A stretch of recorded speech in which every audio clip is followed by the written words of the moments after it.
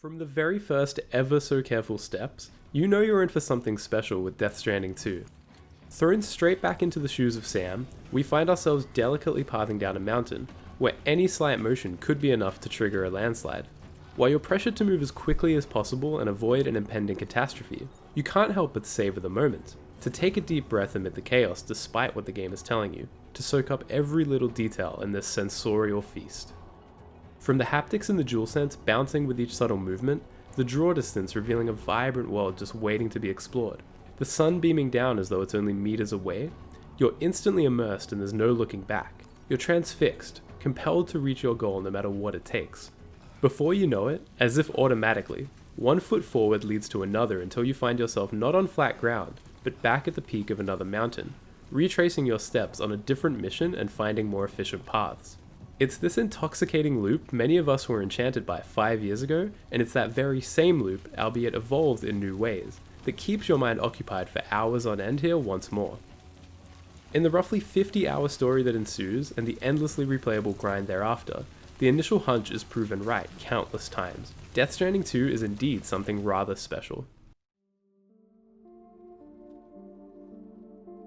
The sequel to Kojima's 2019 innovation is a real force. It's an audio-visual spectacle without compare on the PlayStation 5. It boasts a semblance of nuanced game design mechanics that coalesce into one of the most satisfying sandboxes I've ever experienced. The engrossing narrative, backed by a stellar cast all delivering arguably career-best performances, has you guessing at every turn. From the epic spectacles to the moments of quietude between, it all feels deeply considered, as though not a single frame has been left unchecked. In every sense of the word, the follow-up is an improvement over the original. In many ways, it honestly makes the first Death Stranding come across as a mere tech demo, a proof of concept with how it evolves the formula and polishes every possible facet. Here, we get Kojima's real vision executed on seemingly without compromise, and it is utterly tremendous. Of course, that's not to say it's all perfect. I certainly still have my gripes, and I do think there's a conversation to be had that in refining the experience, ironing out the kinks to such a degree, some of the initial charm has been lost here, but we'll discuss that in further detail a bit later on. Before we get too far in, a few quick things to flag. First, a word on spoilers. Rest assured I will not be ruining anything about the game. I don't think I could live with myself if I did. Be it late game rewards, celebrity appearances, or anything else in between, trust that you won't have it spoiled here. I'm doing my utmost to keep all footage on display rather straightforward. Mostly everything you'll see is actually from the same chunk of games certain previewers had access to last month when they went hands-on in Japan. All this to say, what you're seeing throughout the video is from the opening chapters of the game, very early open world exploration. No late game material here whatsoever. Secondly, I was recently flown to Sydney by PlayStation Australia to be involved in a group interview with Kojima himself.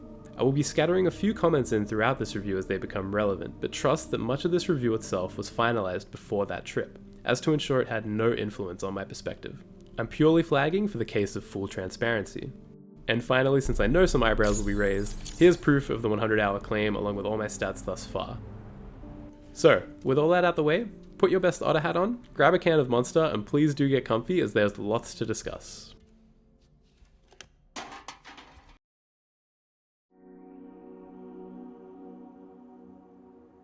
Hideo Kojima has long been considered an auteur, a creative visionary with ingenious projects unlike any other. When the Japanese icon went independent in 2015 after a messy scuffle with Konami that we won't get into here, everyone was kept waiting. What might his first truly autonomous project look like? Well, we got that answer just 4 years later when Death Stranding arrived, a wholly original game to the point critics and pundits struggled to categorize it. Is it a third-person action game? Is it a story-driven adventure? Is it merely a walking simulator? Back then, the game was divisive to say the least. Many were quick to bash its shaky shooting mechanics or clunky feel of driving over rocky terrain, not to mention criticism of the overall premise. For some early adopters, the game just didn't quite click as they weren't ready to open themselves up. In the years that followed though, something interesting happened. Public opinion turned. The real-world events of COVID-19 helped paint Kojima as somewhat of a prophet, but it was more than just that. The innovative traversal first, action second concept, and its nuanced gameplay systems began to connect with the masses. Much like many of Kojima's favourite films, it became a much bigger hit long after launch with an exceptionally passionate community of porters making it their game. To date, it's gone on to sell over 5 million copies.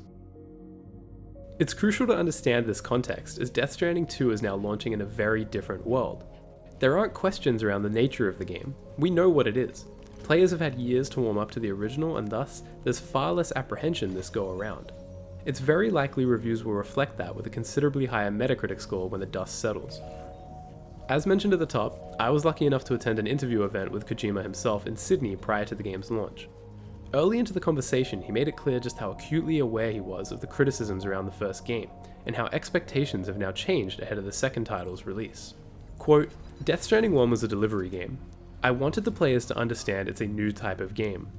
When I first presented Metal Gear, for instance, you didn't have weapons. Back in those games, everyone wanted to shoot. They wanted to fight. It was very stressful for some people, the same as it was in Death Stranding 1. Sam is a porter. I wanted people to learn that. So Death Stranding 1 started very slowly. The pacing was very slow. Now, a lot of people know what Death Stranding is. Now people know this is a game about delivery. So I thought with Death Stranding 2, there needs to be more of a rhythm. In Death Stranding 2, you have more freedom to choose. As testers have played the new game, when they go back to the original, they tell me it's so slow now. I recommend don't go back to Death Stranding 1. You should play Death Stranding 1, then play Death Stranding 2." End quote. It really is a significant step up in every conceivable way. Let's dive in. The events of the sequel pick up a bit into the future. I won't reveal just how much time has passed, but things are a little different now when we get back to Sam the Man. What you should know right off the bat is that Death Stranding 2 assumes your knowledge. This is not the type of game you can just jump into and expect to have any grasp on what's happening. Sure, there's a Death Stranding 1 recap in the main menu, but it doesn't equate to playing the game from start to finish. There are major story beats and character appearances that won't make any sense if you're unfamiliar, but Kojima even throws in some real deep cuts here too. The type of references and callbacks only those with 100 hours in the first game would even recognize. You might think you know your stuff, but the sequel really tests that. It's good shit, especially if you're that into it, but yeah, just don't expect this game to hold your hand in the slightest. Complicating matters, Kojima admitted to binning his original story for the sequel partway through the pandemic. While he had a plan and was ready to execute, the events of the time compelled him to start anew. Quote, "I felt everything on the internet wasn't very healthy. Experiencing that during the pandemic, I rewrote everything I had for Death Stranding 2. In Death Stranding 1, the strands are coming from the logo. In Death Stranding 2, you see the strands coming to the logo, almost like Godfather's puppeteering." End quote. That's all part of the messaging he's now trying to convey. To a degree, the second game is Kojima's warning of what our world can become if we overconnect, overly rely on technology to bridge our gaps digitally. From Kojima's perspective, humans only evolve when traveling and exploring the real world. At the end of the first game, Sam effectively walked off into the sunset with Lou, saving the BB from its demise. Here, we see that they've found a sort of peace. The world around them is still in complete disarray due to the events of the Death Stranding, but they've managed to carve out a humble living, devoid from the disastrous lands around them. Of course, that peace is short-lived though. We've got an arc to get through. In as little detail as possible, shit hits the fan in a way that actually does a good job of justifying why Sam and Lou would agree to go on another nationwide mission. This time, they're not connecting the cities of America. Instead, Australia, my home, is the primary focus. How the story unfurls from there is well worth experiencing in your own time, but that's the setup. Of course, in typical Kojima fashion, there's plenty of misdirection to throw you off. Double turns are almost to be expected at this point, and Death Stranding 2 deftly handles expectations in that sense. While you may think you're clued into what's happening, and you very well might be right on some occasions, no one can predict exactly where this game ends up. On that note though, I do think Kojima has done himself a bit of a disservice in the lead up to this game's release. We know he edits the trailers himself, and he has the final say in what's shown. For my money, I believe he's shown a little too much around Death Stranding 2.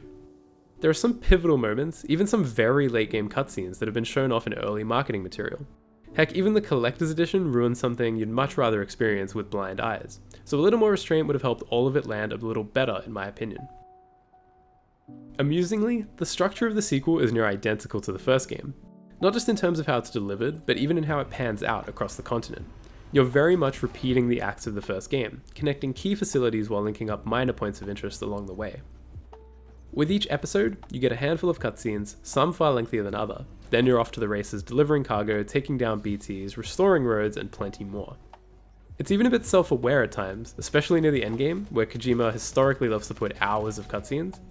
Dollman even gave me a warning at one point, saying that I should be ready for a long stretch of cinematics before I press on. Trust that all of it is brilliant though. Presentation is just world class as you'd expect. Visuals are among the very best I've ever seen, and I played through the entire thing on a base model PS5. Besides Naughty Dog, I'd wager Kojima Productions is right up there, the pinnacle of how video games can look, sound, and feel. Extraordinarily detailed motion capture helps emphasize some arguably career-best performances too. Don't get me wrong, I love Norman Reedus in the first game, but there's no denying he was a bit generic. He's famously gone on record to say he wasn't entirely certain what was going on in the first game, and I think that showed through. Here, he appears to have much more of a grip on the narrative, and that allows his personality to shine through, elevating the character of Sam in the process. It honestly might be his best work, irrespective of medium. He gives his all to some of these sequences, both heartbreaking and cheerful. The range of emotions and how they're all conveyed is masterfully done, but he's far from the only actor hitting their stride on the soundstage in Japan. What's a good protagonist without a devious antagonist, after all? Troy Baker returns as Higgs in Death Stranding 2, and just, holy shit. I get it, Troy Baker has become this generation's Nolan North. He's in just about everything, and he's bloody good at it all. But this portrayal, and I know this is contentious, it seriously might be his best work yet. At the very least, I'd argue it's in the conversation along with Joel in The Last of Us and Booker in Bioshock Infinite. He's a wholehearted monster throughout Death Stranding 2, someone who makes your skin crawl anytime he's on screen, yet he's presented in such a way that you just can't help but want more. Baker gets some truly wacky shit to work with in the sequel as well, and for most actors, I feel like they would have dropped the ball. But Baker doesn't just take it and run with it, he knocks it out of the park in every single scene. Higgs is now one of my most cherished video game villains as a result. But of course, it doesn't stop there. Kojima assembled a powerhouse cast for Death Stranding 2, and it's as though everyone knew the score. Right, this is Kojima, no messing around. From Luca Marinelli as Neil to Shioli Katsuna as Rainey, new characters steal the show in their own right, and by the time the credits roll, you're left shocked at just how deeply you care for all of them. Neil especially, brought to life by Marinelli, is a revelation. Quote, "His acting was just so spectacular," end quote, as Kojima said during our interview, and I wholeheartedly agree. He went on to describe how when recording Neil's scenes, staff across all disciplines were blown away. Quote, "We use this LA studio owned by Sony. There are so many people in there that I don't know. 30 to 40 people, I don't know what they're all doing. Someone like Norman comes in, the staff are usually on their phones. I'm thinking, oh, you're not that interested. But when Lucas started to perform, everyone put down their phones and concentrated," end quote. It's a testament to the intricate creation process. The writing, performances, cinematography, lighting, animation, set dressing, you name it. All of it is executed on with such a remarkable level of care. It's the type of game you just completely lose yourself in. Kojima said recently at his LA stop on the World Stranding tour that he wants liquid to be coming out of all our holes as we play through some of the more emotional moments. Something to that extent at least. And well, yeah, I'd say he accomplishes that terrible goal and then some. Of course, it's still very out there. This is Kojima after all, so don't be surprised by all the wacky, utterly absurd shit throughout the sequel. There's a lot of it that's entirely inexplicable. I'm pretty sure I saw Hitler at one point. I really thought I had the story down pat as I near the finish line, then bam, the last 5 hours hits like a freight train. An onslaught of twists and turns harsh enough to give anyone whiplash. But when all was said and done and I'd wrapped my brain around the ending, it all crystallized in my mind. Death Stranding 1 was a prophetic game in a lot of ways. It arrived at a time where we needed to connect with one another more than ever, but ultimately, it felt like a story with little hope for our future. Death Stranding 2 on the other hand feels like a stark contrast. A hopeful message from the now 61-year-old game designer as he becomes acutely aware of just how many games he has left and how many stories he can fit in while the creative juices are still flowing. Death Stranding 2 is a story that will certainly be lingering in my mind, and I'm sure the minds of millions, for years to come.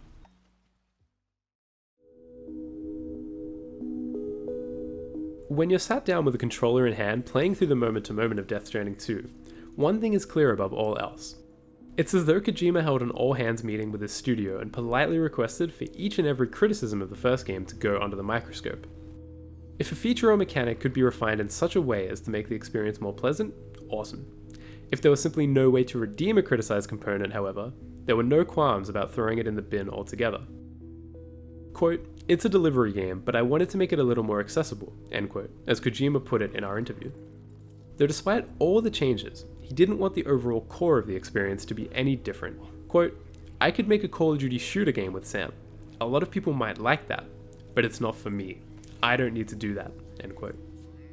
The mission statement, if you will, seems to have been to remove all the clunk of the first game, for better or worse, while maintaining the core. Driving no longer feels like you're in a demolition derby, constantly rattling against any slightly angled surface. In fact, through my 100 plus hours, I can honestly count on one hand the number of times my vehicle got stuck, and even then, there's almost always a way to wriggle out of it.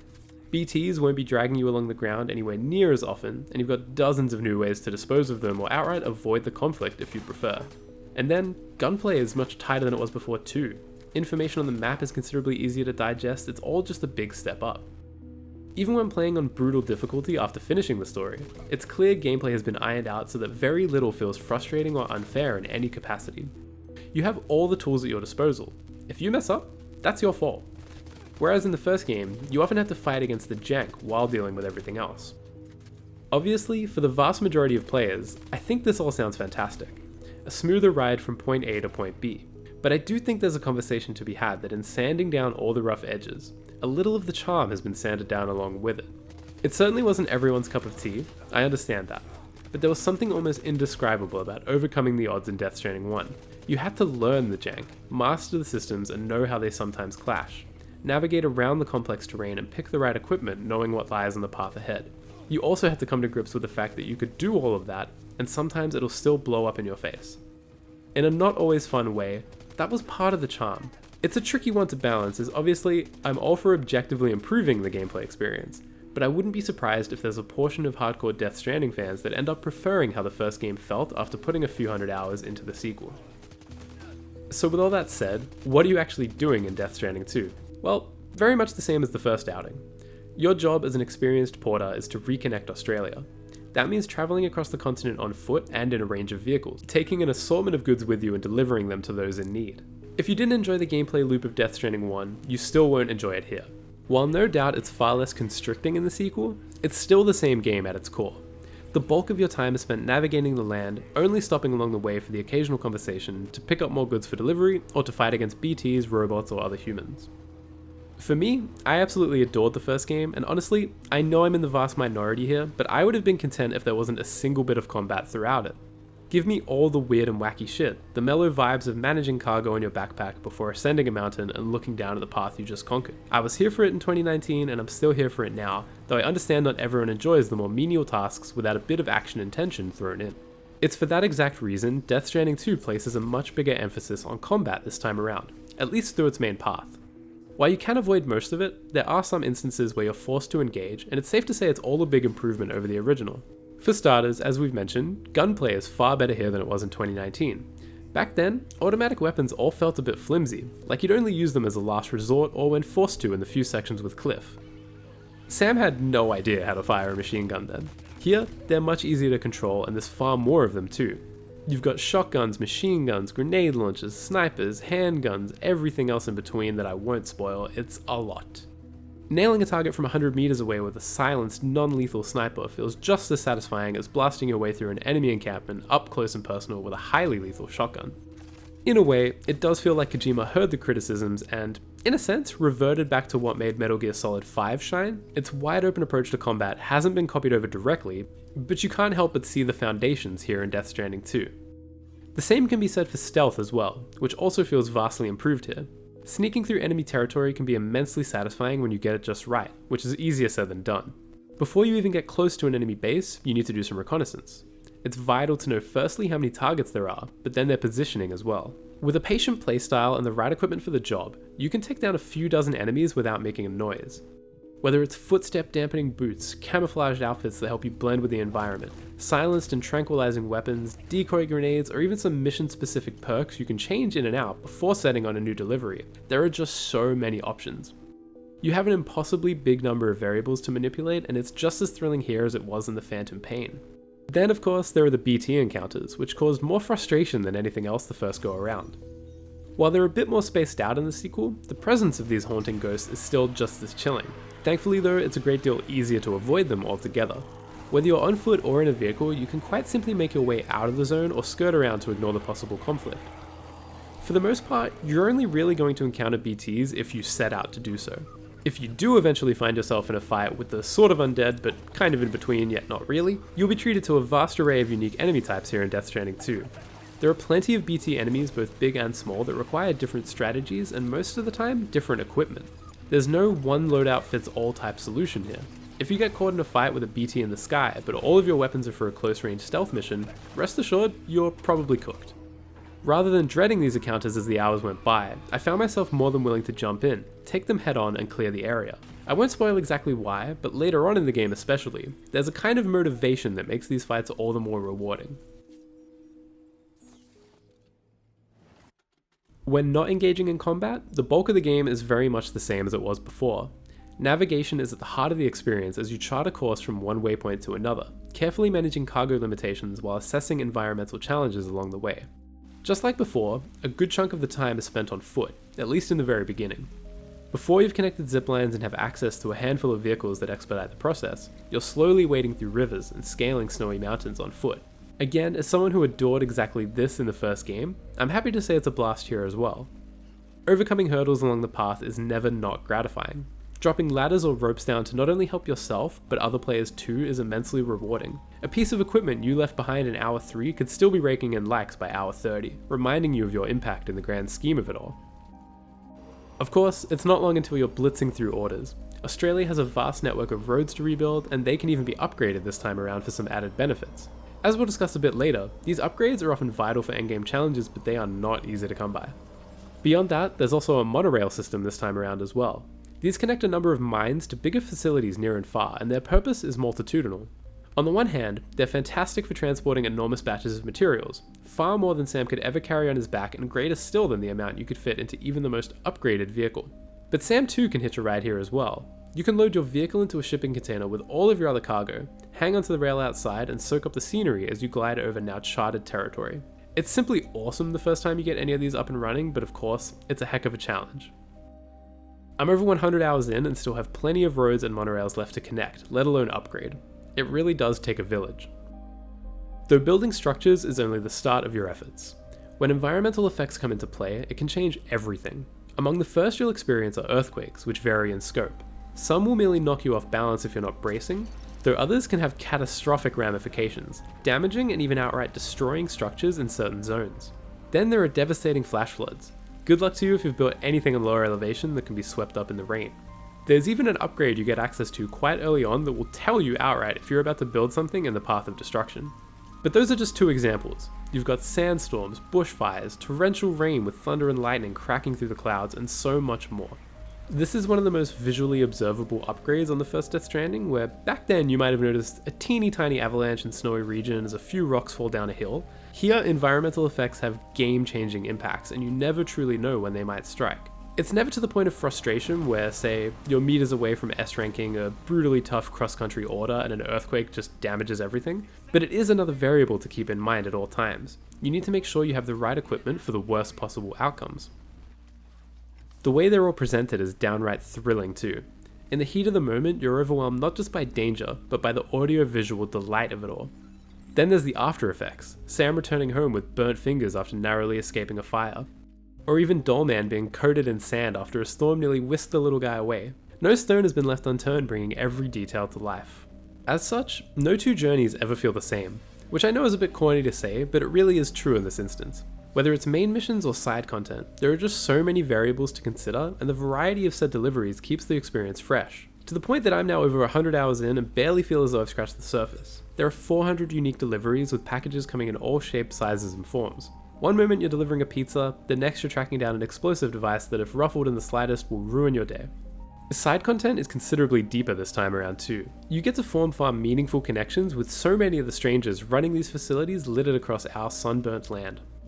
Rather than simply ticking items off a checklist, and don't get me wrong, there is still plenty of that as well, but more often than not, each character or group of characters have unique plot threads to engage with too.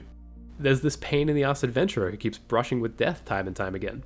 Every few hours, it's your job to go rescue them and hope that they learn from their mistakes.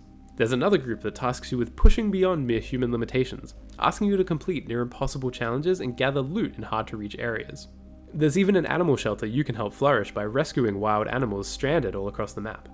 Making it all the more sweet, each facility has chains to follow. Many will tease exactly what they're working on so you have a clear picture of what the next reward might be. This allows you to focus on groups with equipment you're more eager to collect, be it a lightweight shotgun or a sniper with a silencer equipped. It lets you get to the upgrades you want much faster than before. It's simply a richer experience from top to bottom this go around. far more thought has been put into each and every element. Now when it comes to main missions, of which there are many, I did have one gripe I wanted to discuss. While there's no questioning the quality of the missions themselves, there's a bit of repetition that I think ultimately hurts the main path, and that's the repetition of musical interjections. In the first Death Stranding, it always felt special when you overcame the odds, saw a haven on the horizon, and some melancholic tracks started blaring through your speakers. Low roar effectively became synonymous with Kojima for their impact. They were the soundtrack for some truly evocative moments in that first game. They're still present here in the sequel, along with a dozen other artists, but I do feel Kojima played this aspect up a little too much. When nearly every main mission ends with a new song, it lessens the significance. It squanders the chance to make something truly special. Before long, you come to expect it. You're no longer surprised and swept up in the moment. It's just another track to round out another mission. And don't get me wrong, the selection of tracks themselves are delightful, and the original music created by Woodkid is sublime. Seriously, such good shit, and one of the tracks brought tears to my eyes as the credits rolled.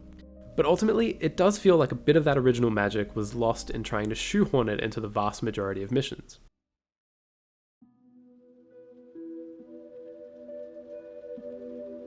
With the story itself taking roughly 50 hours, I've now spent just as long in the endgame of Death Stranding 2, so I have some thoughts here as well. Rest assured, still no spoilers here, purely just a discussion of the experience. For the hardcore Death Stranding fans among us, well, this is where the real fun begins. The endgame is all about mapping out the most efficient paths between facilities in order to deliver packages unscathed and in a timely manner.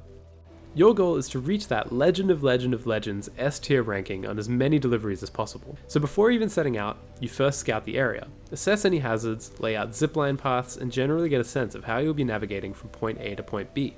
It's just as enjoyable here as it ever was, and with a litany of new tools and even revised versions of tools from the first game, it provides countless hours of fun, if you're into it. Maxing out your reputation with each facility is what drives you through many of the more challenging tasks. You want their rewards to then make further operations that little bit smoother or even flashier. It's a treat to enter that flow state again, to acquire the skills, gain the expertise, and then follow through on a flawless run.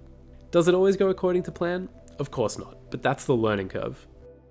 As far as I can tell, given we're not in America anymore, you're not getting stars on Sam's pants this time, but rather, something else is handed out that I won't spoil here. At 100 hours, I'm only around halfway to flawlessly executing on every possible delivery. I still have plenty of facilities left to max out, and there's even more waiting beyond that. You've also got a range of skills to progress this time around if you so desire, hitting level 5 in terms of, say, endurance or shotgun handling prowess. Then there's the mix of virtual reality challenges to S-rank as well. Some of these are a walk in the park, pretty basic stuff, but good lord some of them are difficult, especially the very last one, which took me around an hour alone to hit S-rank on. There's some really great stuff here and plenty of bang for your buck. With a social reputation system too, you genuinely could play Death Stranding 2 and nothing else but Death Stranding 2 for an entire year without seeing everything.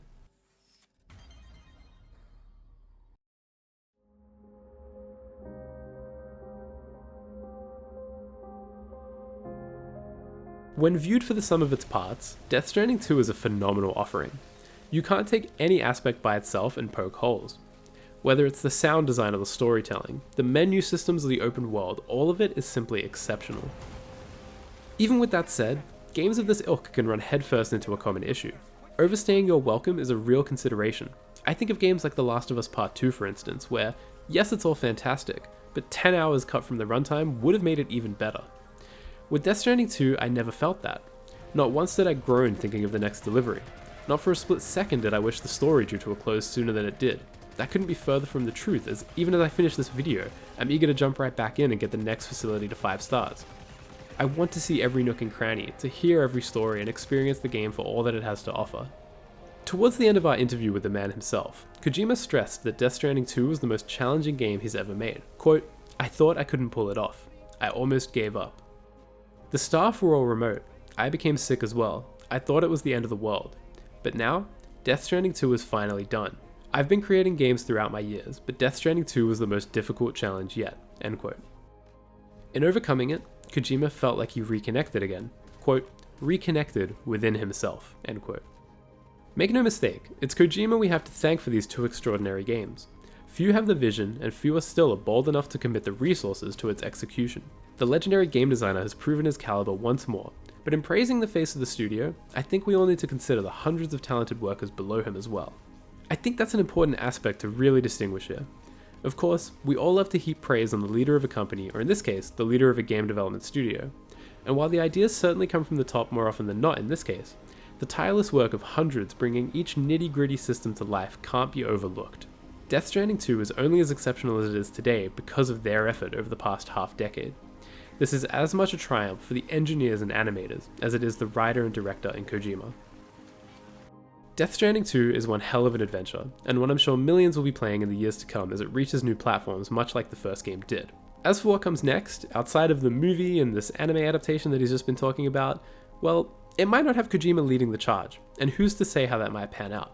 But I certainly hope there's more Death Stranding in the gaming world in our future. After all, why else would we have connected?